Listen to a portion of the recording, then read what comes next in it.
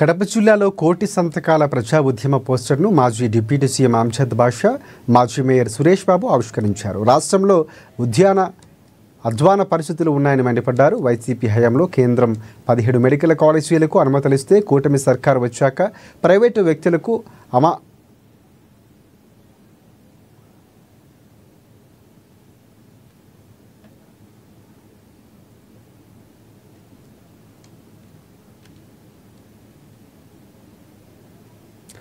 కూటమి సర్కారు వచ్చాక ప్రైవేటు వ్యక్తులకు అనునాయకులకు దోచిపెడుతున్నారంటూ మండిపడ్డారు. కోటి సంతకాల సేకరణతో పాటుగా కోటి మంది ప్రజలతో లేఖ రాసే కార్యక్రమాన్ని చేపట్టబోతున్నామన్నారు అమ్జద్ బాషా.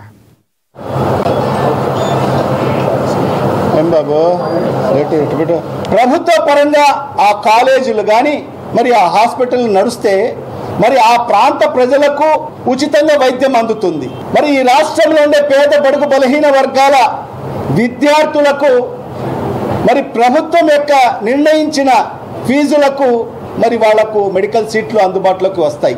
మరి అదే ఒక ప్రైవేట్ వ్యక్తి మరి ఆ ఏదైతే కళాశాలలను మరి అతను తీసుకుంటే మరి ఏ రకంగా ప్రజలకు ఉచితంగా వైద్యం అందిస్తాడు?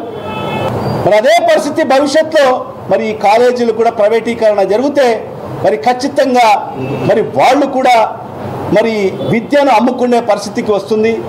మరి ఏదైతే వైద్యం కూడా మరి ప్రజలకు భారమయ్యే పరిస్థితి ఉంటుంది. కాబట్టి ఖచ్చితంగా ఏదైతే ఒక మంచి ఆశయంతో మరి జగన్మోహన్ రెడ్డి గారు మరి 17 మెడికల్ కాలేజీలను ఏ రకంగా ప్రభుత్వం ఆధ్వర్యంలోనే నడవాలి మరి ఆ రకంగా ముందుకెళ్లారో మరి ఖచ్చితంగా దాన్ని మనం సమర్థించుకుంటూ మరి ఈరోజు ప్రజల్లోకి వెళ్ళాలి. వైఎస్ఆర్ కాంగ్రెస్ పార్టీ నాయకులు శ్రేణులందరూ కూడా ప్రజల్లోకి వెళ్ళాలి.